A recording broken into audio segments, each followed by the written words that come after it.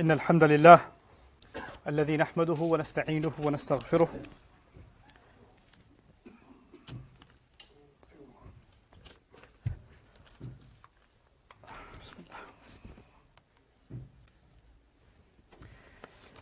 إن الحمد لله الذي نحمده ونستعينه ونستغفره ونؤمن به ونتوكل عليه ونعوذ بالله من شرور أنفسنا ومن سيئات أعمالنا من يهده الله فلا مضل له ومن يضلل فلا هادي له ونشهد أن لا إله إلا الله وحده لا شريك له ونشهد أن محمدا عبد الله ورسوله أرسله الله تعالى بالهدى ودين الحق ليظهره على الدين كله وكفى بالله شهيدا فصلى الله عليه وسلم تسليما كثيرا كثيرا ثم أما بعد فإن أصدق الحديث كتاب الله وخير الهدي هدي محمد صلى الله عليه وسلم وإن شر الأمور محدثاتها وإن كل محدثة بدعة وكل بدعة ضلالة وكل ضلالة في النار.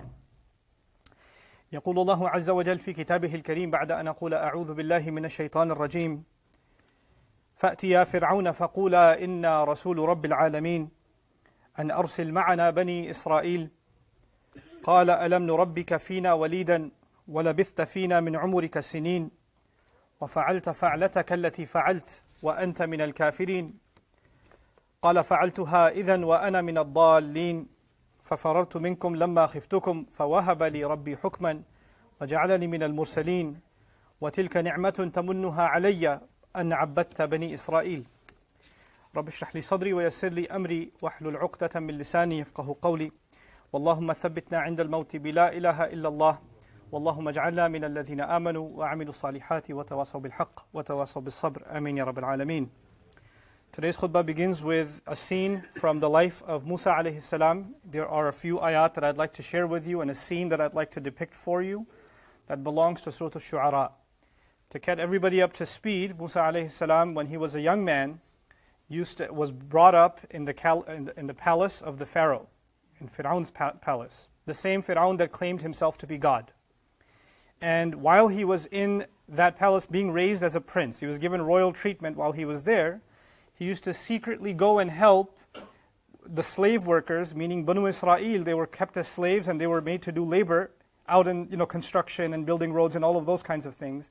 Whether they were old or weak or children or women, it didn't matter. So he used to go and try to help them in the afternoon. Why in the afternoon? Because حين غفلة من أهلها. في حين غفلة من أهلها. This was the time when they took the afternoon nap. They call it the siesta or qaylula, right? So all the soldiers were sleeping, everybody was sleeping, so he's not going to get caught if he does that. Otherwise it's kind of illegal to help them. So he used to go and help them, and the story goes that he was actually there to help one day, and he saw a soldier beating up on one of the Muslim brothers. The Banu Israel of the time were the Muslims of that time. So he saw somebody getting beat up.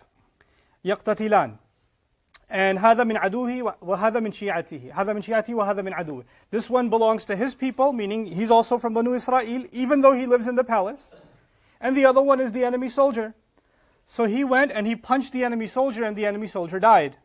And as a result of that, Musa alayhi salam was wanted for murder. It's a long story, that's not the story today. He was wanted for murder, and the order given, not by the Pharaoh, not by the Fir'aun, but by the police was, when you see Musa, shoot to kill him. There's no arrest, there's no trial, there's none of that, shoot to kill, basically. And he got wind of that they're not interested in arresting him or having him hear his side of the story or none of that. As soon as they find him, they're going to kill him. Which is why he decides to run away from Egypt. And he escapes. He escapes in the middle of the desert, ends up in Madian. He spends many years out in Madian. He even got married there. That's a long story too. Again, not part of today's khutbah. But eventually, Allah Azza wa Jal revealed to him. He became a messenger. And the assignment Allah gave him is, you have to go back to Egypt, where you ran away for what? For murder. You have to go back, and you have to talk to Fir'aun himself. So you don't just walk into the country, you have to walk into the palace. And you have to go to the most secure building, the Pentagon of the time, the White House of the time. You have to walk inside, and you have to face the Pharaoh directly, and you have to tell him to let all of the slaves go. You know, that and أرسل معنا بني إسرائيل, that you send along with us all the sons of Israel. Let them all go. This is what you have to do first and foremost. This was the mission given to Musa alayhi salam. So I'm fast forwarding to that scene when this man who, it's been 10 years, 8 or 10 years, however long it's been, he's been wanted for murder, he disappeared, he used to live like royalty in that palace. And he was raised in that palace. He's back in that same palace again. And he comes with his brother, Harun, who is actually not considered royalty. He's considered a slave. And they're walking in. So a slave is walking in, according to the king, and a fugitive from the law is walking in. A fugitive that should have received the death penalty is walking in. And you know, when you walk into the court of a king, you're supposed to show humility, you're supposed to be, thank you for seeing me, it's such an honor, thank you for this opportunity. No, actually the first things they come in and say, Inna Rasulu Rabbil Alameen. We are messengers of Rabbil Alameen, of the Master of the worlds. And you better let these Israelites come with us. And arsil ma'ana bani Israel. Right to business. There's no formalities. There's no thanks for seeing us and wonderful opportunity, no bowing down, no nothing. As a matter of fact, the first thing is an insult. Because Fir'aun believes he's God. And they came and say, actually, we came on behalf of the actual God. And you need to let these people go. Who are they? What are they in a position to make demands? One's a supposed criminal, and the other one's a slave, and they're talking to one of the most powerful kings that ever lived. In his court. In his court, they face him and they say this. This is my third of the 3-part khutbah series about controlling people. And in this third part, I'm going to talk to you about one particular subject called shaming. Shaming someone. And Fir'aun could have executed Musa alayhi salam right then and there. He could have. But he used a much more powerful tactic than physically assaulting him. Or physically, executing him. He tried to play a psychological game with Musa alayhi salam. Here are the first words of Fir'aun when he heard Musa speak. He says to him, Alam nurabbika fina walida? Didn't we raise you here since you were a baby? First words. First words are, all the babies at the time when you were born were executed. And my wife came to me with you, and I spared you and let you live here as a baby. You should have been killed then. You had the death penalty already. And I have let you live here since you were a baby. Basically what he's saying is, after everything I did for you, you're going to talk to me like this? Who are you to talk to me? Show some gratitude. You need to be begging me for mercy and thanking me for everything I've done. You ingrate, you open your mouth like this? But he's not done. He says, وَلَبِثْتَ فِينَا مِنْ عُمُرِكَ سِنِينَ. Didn't you spend many years of your life living here?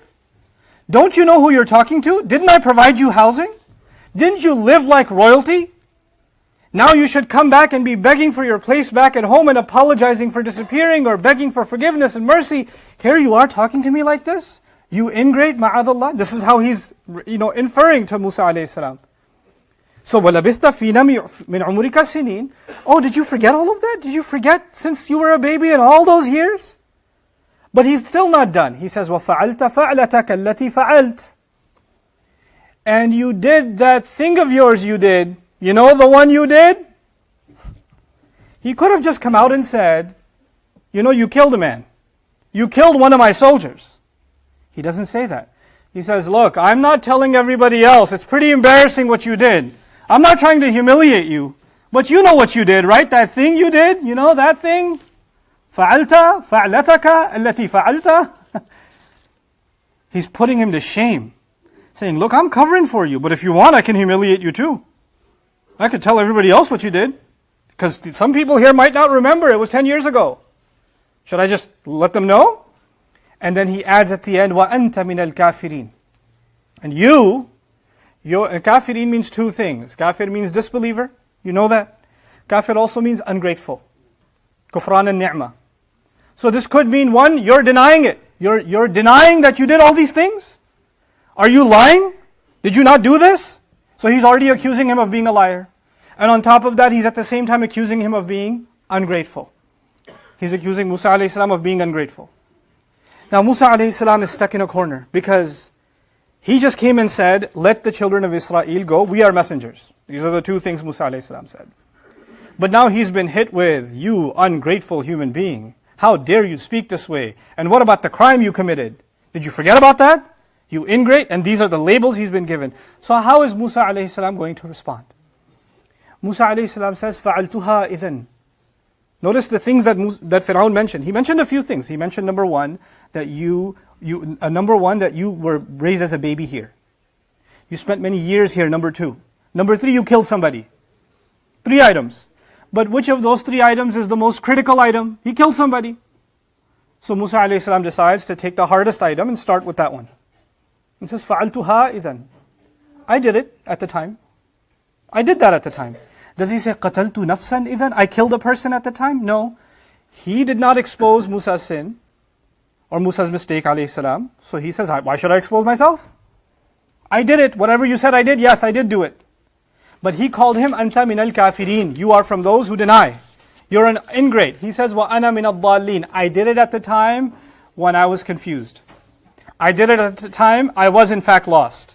Dal is not a good word. It's used for someone who doesn't have guidance. I didn't have guidance at the time. I did something misguided. I did. I admit that. I own it. I made that mistake. He's not hiding from it. He's not running from it. And he even says, yes, I did run away from you. فَفَرَرْتُ مِنْكُمْ لَمَّا خِفْتُكُمْ. I ran away from you when I was afraid of you. But the second thing was you were raised here. You spent so many years here. You ingrate. And what is he going to say in response to that? He says, وَتِلْكَ نِعْمَةٌ تَمُنُّهَا عَلَيَّ. That is in fact a favor you did for me. You're right. You kept me here as a baby. I owe you that. I lived in this house for many years. It's true. That is in fact a favor that you showered on me. That's a favor I owe you. But then he says, أَنْ عَبَّدْتَ بَنِي إِسْرَائِيلَ. Because you did me that favor, does that mean you have the right to make all the children of Israel into slaves? Is that what that means? Because I asked you to let the slaves go, you're telling me you did me a lot of favors, thanks for the favor, but how is it okay for you to do this? I should be grateful and it's okay for you to do that? These are 2 different things. These are 2 separate things. And so I want to start with this, the tactics that shaming uses, and it's not just Fir'aun who uses it, there are droplets of this kind of tactic used against people all the time in all kinds of relationships. So the first of them is the difference between being grateful and being indebted. You're not in someone's debt. You can be grateful to someone. Someone did you favors, and they did it because of goodness to you. If they want something in return, if they want your gratitude in return, if they want your obedience in return, if they want you to not criticize them in return, if they want you to be quiet in return, if they want anything in return, then it's not a favor. Because a favor is something you don't want anything back in return. And a lot of times in controlling relationships, somebody will impose the favors they did for you to justify the wrong that they did. If I did something wrong and I'm being put in a corner, but what about all the good I did for you? Well, that's a separate thing. Thank you. But the wrong is still wrong. The wrong you did does not change. I'm not indebted to you so much that your wrong is now right all of a sudden, or your oppression is okay. In many relationships, there's someone who oppresses somebody else. And they even accept, it's okay they oppress me because they do so much for me. My dad beats me up, my husband does this, my wife does this, my son does that, but they pay the bills. So I should be grateful. So being grateful makes it okay for them to be an oppressor. These are 2 separate things. And yet, when you shame somebody, it's because of the favor they may have done for you, the good they may have done for you, that is used to justify the wrong they're doing to you. Or the wrong they're doing to somebody else. I shouldn't say anything because, I know they're doing this wrong to somebody else, but I should be grateful. They're good to me at least. There are people in your family who know something wrong is happening. Your uncle is doing something wrong. Nobody says anything. You say, why don't you say they're doing wrong? Your uncle's doing wrong to me. Why aren't you saying it? Well, because he's so good to our family, we can't really say anything. You're indebted in the favor, and so you're under control, and so you can't speak. This is the distinction Musa alayhi salam makes first. He's not in denial that a favor was done. But now I want to take you further. This idea of shaming someone. I've incorrectly in the past translated haya as shame. That's incorrect. I admit that's a mistake of my own. Haya is actually modesty and shyness. That's haya. But shame is a much deeper and much darker concept. And I'd like you to understand that.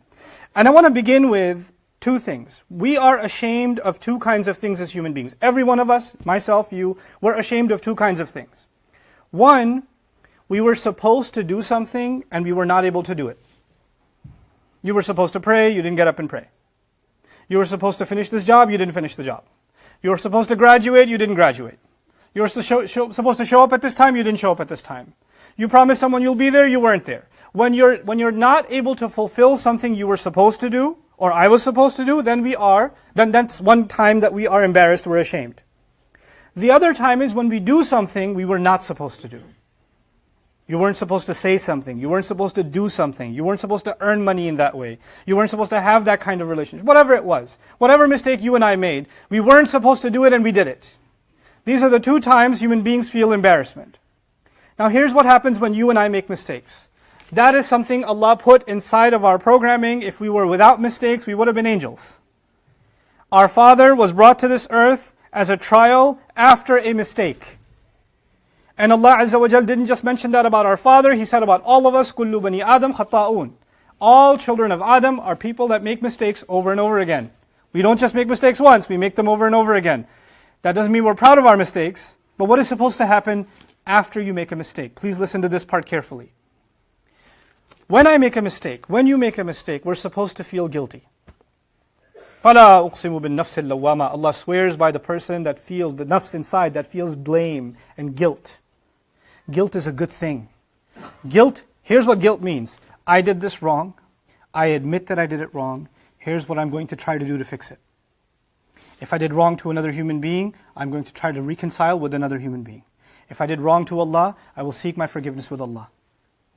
That is guilt. That is not the same as shame. Understand the difference between guilt and shame. Guilt is a good thing. Guilt is a gift Allah gave us. Guilt is our conscience. That's why we call it a guilty conscience, right?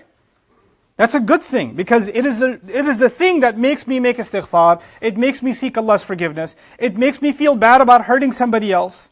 It makes me feel bad about the words I used or the actions I committed. And as a result, I want to make corrections of the mistakes that I made. Seek my forgiveness with Allah, seek my forgiveness with people. That's guilt. But then what's shame? Shame means not that I made a mistake, I am a mistake. You accept that you yourself are hopeless. Look at all the things I've done. Look at all the bad things I've done. That means I am a bad person. Not I did bad things. Now you accept that you are a bad person. Or somebody's telling you, because of your mistakes, you are a horrible human being. Not that you did a horrible thing. So what we do is we take our actions, and instead of feeling bad about our actions, now we're feeling bad about our entire being. I have accepted that label for myself. I'm a terrible person. You're a terrible human being. You're a sinner. You're a hypocrite. Whatever you are. So a complete label for yourself. Now this is actually an extremely dangerous thing, and this is what Fir'aun tried to do with Musa alayhi salam. He said, وَأَنْتَ مِنَ الْكَافِرِينَ. You're an ingrate. Not you're being ungrateful. He's not saying you did something bad. You are bad. You are a denier. You are ungrateful. There will be people around you that will shame you, not guilt you, shame you. And shame you by doing what? By telling you, because of this mistake you made, you are a horrible human being. And if they shame you enough times, if that happens in your circle enough times, over and over and over again, you start accepting it. You start believing, yes, I am hopeless. No matter what good I do, I'm not good enough. I'm actually a pretty bad person. I'm going to go to hell anyway. I mean, my kind of person does not make it to Jannah. Shame is one of the things that will remove hope from your heart. It will actually make you even hate yourself. And so I want to take the rest of the time in this khutbah to talk about the effects of shame. Where does it come from? How does it happen? How do people do it to us? And then eventually, if they train us enough, we start doing it to ourselves. Then nobody else has to do it too. You're just beating yourself up in your head. You're just destroying yourself. I told you there are two things. One, we failed to do what we were supposed to do. Something we were supposed to accomplish, we failed to accomplish. Or we weren't supposed to do something and we made a mistake. We weren't supposed to cross a line and we crossed a line. Both of those things happen in our life. Okay. When your entire worth of yourself is reduced to those two things, you are only worth the degree you have. You are only worth how well you did in school. You're only worth the job you have. You're only worth the tasks that you completed.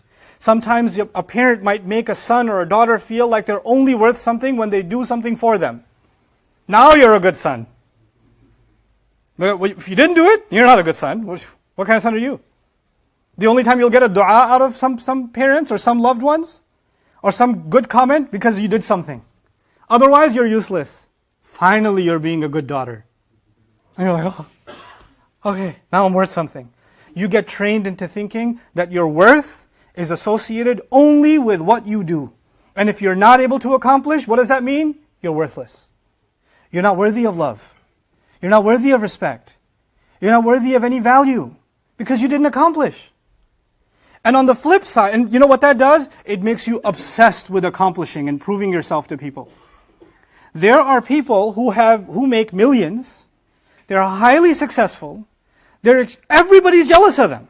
They have the nicest car, nicest house, nicest career, smart, well refined. In every way, they're like the adoration of people, but they're miserable because they still can't prove themselves to their father, or their mother, or their older sister thinks they're stupid still. Because they have this, no matter what they accomplish, it's still not good enough for someone else.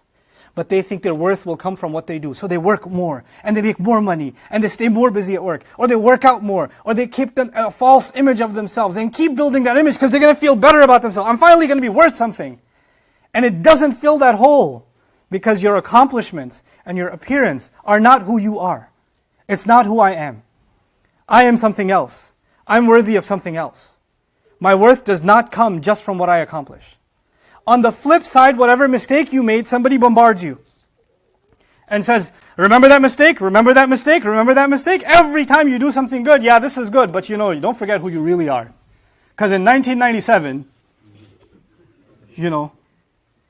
and so what do you internalize then? You start believing no matter what I do, I cannot escape that I'm a bad human being.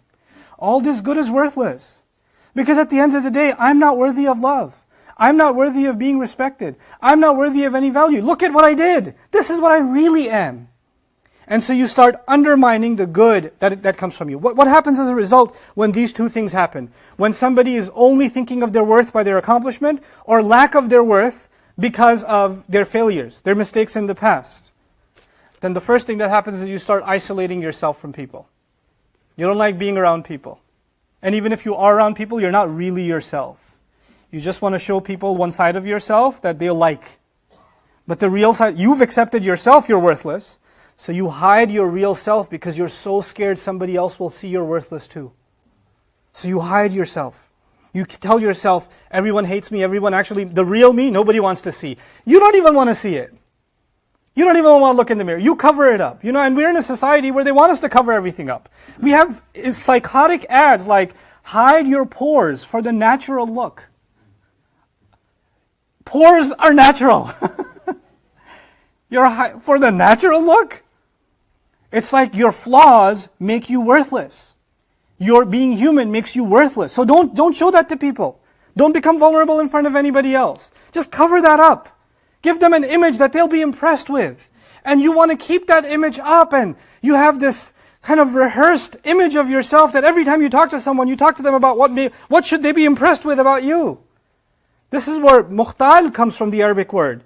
Wallahu la yuhibbu kulla mukhtalin fakhur. Someone who's got this false image of themselves that they constantly want to project. But in the end, inside of yourself, you're really, really alone. Because I don't even accept myself. Why would somebody else accept the real me? You live a lonely life even if you're surrounded by people all the time. And you know what the worst of this is? When you even isolate yourself from Allah. How do you isolate yourself from Allah? You hear a khutbah about how Allah is merciful, how Allah is forgiving, how Allah will accept your tawbah, how people can hate you but Allah does not hate you, how there's always, and how loving He is, and how forgiving He is. And deep in your heart, you don't believe that Allah is that towards yourself. You've already given up on yourself. This is what happens when somebody is buried under shame. I want to go on and share some more things with you. When you live in a life of shame, when you've been shamed enough, you're terrified of opening up to anybody. I already said that. You're also terrified of committing to anybody. You're terrified of commitment because the closer you get to someone, the more vulnerable, the more exposed you'll become. You become obsessed, like I said, with managing your false image. And then your actions start becoming crazy. Because when you have no worth for yourself, you have no love for yourself, you have no respect for yourself, then you will do things, and I will do things that make us feel some level of appreciation, some level of love. Some woman will say, everybody hates me. Some guy will say, everybody hates me anyway, so what if I just go hang out and have a few drinks, feel good about myself? You'll escape your reality to feel some worth, some escape, some good somewhere. And you'll do the things you would never imagine yourself doing because of shame.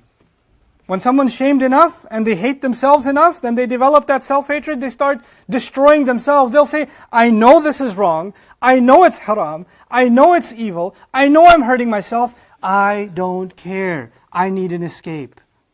I can't live with myself. It's hard to face that reality. What happens when you're shamed enough also is two extremes come up. When you accept that you're worthless and you're unlovable and you act that way, then either one, you're always apologizing. Even if you don't do anything wrong. I'm so sorry, I'm so sorry, I'm so sorry. Because you're so afraid that everybody thinks worthless of you and they're going to be upset with you and they're going to be mad at you. Even if you didn't do anything wrong, you might have known people like that. Maybe you're like that. You're constantly apologizing. Constantly ashamed that somebody's looking down on you. And you're just now broken all the time. Or you develop the opposite extreme. I'm so weak and broken inside, I'm never going to let anybody see it. You're always aggressive. Either you become always apologizing or always arrogant and oppressive. And that arrogance isn't because you're a big shot, because you're covering for that shame that lives deep inside you. And you're just pushing other people, angry, snapping at them. What'd you say? What'd you do? Why are you looking at me like that? And you're constantly paranoid somebody's criticizing you. Somebody's coming at you. When you are shamed enough, then you develop not only a hatred for yourself, you start developing a hatred for people. Because they made you feel that way. So you know what happens? The same things people did to you, that they took your mistake, and then they said, because of your mistake, you're a terrible human being, you're scum, then you start doing it to others. Not just to the people who did it to you, but maybe you pass it on to your kids, to your friends, to your spouse, to your fellow Muslim. You start projecting that same shame that was thrown on you onto others without a hesitation. As a matter of fact, you know what they even teach in therapy? There are people that are ashamed that they're addicted to things. They're addicted to pornography. They're addicted to alcohol. They're addicted to these things secretly. They're addicted to bad things. And publicly, they're really angry at someone who's addicted to those things. You know why? Because that hate that they have from themselves, it's too hard for them to express that hate for themselves, so they project it onto others. That's the kind of double life you start living when you live a life of shame. When shame hits somebody too hard, they become emotionally very needy because they don't love themselves. So if anybody even gives them a little bit of love, a little bit of respect, a little bit of attention, they throw themselves at them, become obsessed with somebody else, become overly needy with somebody else. I can't be happy without you. I can't live without you. I can't breathe without you. What are you doing right now? Where are you right now? I miss you. It's been 30 seconds. Where did you go? When does that happen? Because you can't find contentment in who? Yourself. Because you've lost your connection with Allah and yourself. Then you need that obsessive relationship with somebody else. That's one extreme to make yourself feel not ashamed anymore, because this person makes you feel good. But on the other extreme, you say, I don't need anyone. Everybody's going to hate me anyway, like I hate myself. So you become extremely difficult even with your own loved ones. You're cold, you're distant, you don't want to have an open conversation. Why are you always in a bad mood, your wife asks. Your son asks, leave me alone. I don't want to talk. And you're just in this upset mood all the time. What is making you so angry? Nobody can tell, but it's this deep shame inside of you that's keeping you from even having a genuine relationship. We end up violating the people that don't even shame us. You know, there's some people who made you feel really bad. They shamed you. And now you've got a chip on your shoulder. So even when someone's giving you kind advice, when somebody's putting their hand on your shoulder, when somebody's being genuine with you, you're like, what do you mean by that? What are you trying to say? You know what? I don't want to talk to you anymore. Get out of here. Even when someone's being loving to you, you assume they must be there to hurt you. They must be there to shame you. You develop that paranoia even with those who are around you that you love and that they love you, and you can't manage that anymore. And finally, I wanted to share that when we do that, we violate those that we love the most with anger by isolating them. You know what? I'm not even going to talk to you. That's shame talking from the inside. I'm not going to talk to you. I don't want to deal with you. Make someone feel isolated, the same things we felt. Then we love to speak on other people's behalf. Like people spoke on our behalf. People told us what we are. So now you start speaking on other people's behalf. I know what you're really thinking. Really? How did you know what I was thinking? I know you. I just know. And you start thinking on other people's behalf. I wanted to share some of these harms of shame with you because that can ruin you and it can make the lives of those around you miserable. And it's something done to put somebody down and bring them under control. But what's the solution? How do you get out of it? Fine. I recognize the problem. What do I do about it? Let's figure out what Musa alayhi salam did about it. Because actually he didn't feel shame or guilt when Fir'aun said it. He felt it the moment he punched the soldier and the soldier died. At that very moment. قَالَ رَبِّي إِنِّي ظَلَمْتُ نَفْسِي. He said, Master, there is no doubt I have done wrong to myself. Before this is even a crime against someone else, this is a crime against myself. I have embarrassed myself. And he feels not shame, but what does he feel? Guilt. How do we know? If he felt shame, then he's hopeless. Because someone who lives in shame feels no hope for themselves. He says, Rabbi inni zalamtu nafsi faghfir li. Forgive me. Does he see himself worthy of forgiveness? Yes. Allah Azza wa Jal wants you to feel guilt, wants me to feel guilt over the wrong you and I did. He wants us to seek forgiveness and make reparations for whatever wrongs we've done. He wants that from us. And He wants us to beg Him for forgiveness. فَاغْفِرْ لِي. But the question arrives, when people make you feel ashamed and you apologize to them, do they forgive you? No. They might even become more arrogant. Oh, you call this an apology? You didn't even make sajda. There are people around you that no matter how much you try to seek their forgiveness, they will not give it to you. So you live with the shame that even if I ask for forgiveness, it will not be given to me. My own mother didn't give it to me. My spouse didn't give it to me. My best friend didn't give it to me. Why would anybody give it to me? I'm not worthy of forgiveness. And you know what you start accepting? Even Allah will not give it to me. But you know what? When Musa alayhi salam, and by the way, when Musa alayhi salam punched that soldier, he was not a messenger yet. He did not go to the mountain yet. He's just a young man. There's no wahi yet. Allah does not reveal to him yet. Please understand this. He punches the soldier. The soldier dies. He begs Allah, I made a mistake. I wronged myself. Forgive me. The question is, how does he know Allah forgave him? Or does he even know if Allah forgave him? Allah says it's not even the next ayah, it's the same ayah. He says, فَغَفَرَ لَهُ. Therefore, Allah forgave him. What does that tell you? That tells you that unlike any other creation, Allah is above His creation. When you and I turn our head and our heart to Allah, and we sincerely ask Him, Ya Allah, forgive, then you better know in your heart, Allah has forgiven. There's no doubting that. And you know why there's no doubt? The word to remove doubt in Arabic is inna. Allah says, فَغَفَرَ لَهُ إِنَّهُ هُوَ الْغَفُورُ الرَّحِيمُ. ما قال وَهُوَ الْغَفُورُ الرَّحِيمُ. لا لا لا. إِنَّهُ هُوَ الْغَفُورُ الرَّحِيمُ. No doubt about it. He is the one who forgives a lot. He's always loving, caring, and merciful. People around you may never be forgiving. But don't you confuse people with Allah. You express your guilt before Allah and allow Him to forgive you and make corrections. Make whatever repairs you can. Make whatever reparations you can. فَغَفَرَ لَهُ إِنَّهُ هُوَ الْغَفُورُ الرَّحِيمُ. And once that happens, this is not something therapy can teach you. Therapy will not teach you that Allah forgives. They don't believe in Allah. This is Qur'an's therapy. This is above. I believe in therapy. I do. I think it's extremely important for those of you that need therapy to get therapy. But there's a therapy of Allah's words that is above even that. That's the icing on the cake. That's only something, وَيُعَلِّمُكُمْ مَا لَمْ تَكُونُوا تَعْلَمُونَ. Allah teaches you what you could never have known yourselves. What does Musa alayhi salam say to Allah after he asked for forgiveness? I want you to imagine this scene. There's a dead body in front of him. He's just committed the worst crime of his life. His life is just turned upside down.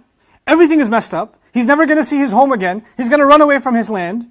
He just asked Allah for forgiveness. The next words are, رَبِّ بِمَا أَنْعَمْتَ عَلَيَّ فَلَنَكُونَ ظَهِيرًا لِلْمُجْرِمِينَ. Master, because of the favor you did to me, I will never back up a criminal again. I will never make a similar mistake again.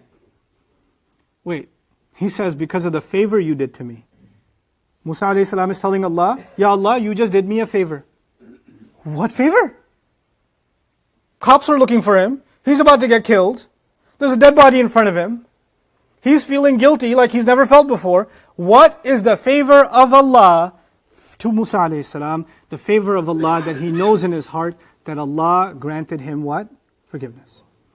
That Allah addressed that guilt in his heart and gave him contentment of the heart. Even if all around him is chaos, inside of him is calm. He's okay now. He's okay now. He didn't have anyone to... His worth is not before people. His worth did not come from living in a palace.